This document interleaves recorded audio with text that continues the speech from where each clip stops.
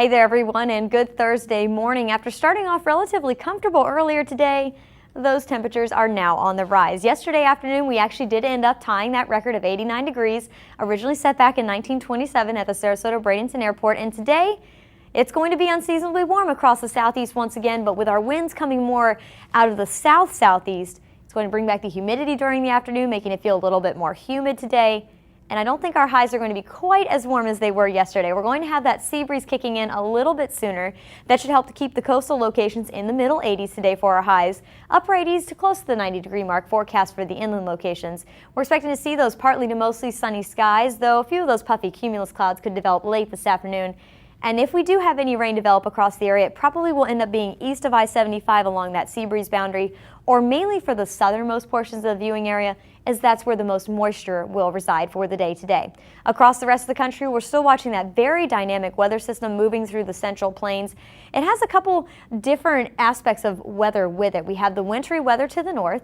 Today we could see up to a foot of snowfall through parts of Minnesota, northern Wisconsin, and right through the UP of Michigan. We actually could have up to a foot and a half of accumulation through the day today. Then as we travel down to the south, very heavy rainfall possible along that boundary today, and also the potential for some severe weather. Now, the greatest threat today, as defined by the Storm Prediction Center in Norman, Oklahoma, will actually be right along the Mississippi River and into the Ohio Valley, also affecting some of the Great Lakes region as well.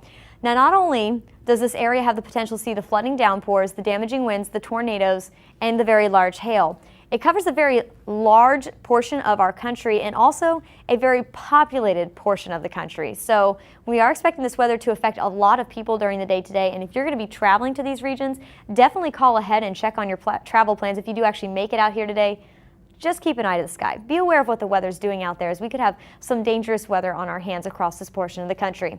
Through tomorrow, that front is going to shift further to the east into the southeast, and late tomorrow night, we'll begin to see those rain chances rising across our area.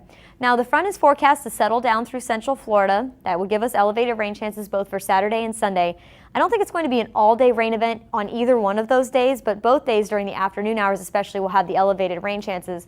Much like last weekend, though, it's going to depend on the exact location of that boundary, whether it moves well to the south like it did last weekend, or whether it lingers here across central Florida. So we'll be keeping our eyes on those rain chances for you and continuing to update you on that forecast as we get a little bit closer to it. For the beachgoers today, fair skies, warm and breezy conditions expected out at the beaches. Just drink plenty of water and wear that sunscreen if you're heading out to the coast. Boaters today, winds will be out of the southeast, becoming southerly at around 10 knots with seas of 2 to 3 feet. For your 7-day forecast, again, elevated rain chances for the back half of the day tomorrow, and then we'll have a slight chance of rain in the forecast for both Saturday and Sunday this weekend.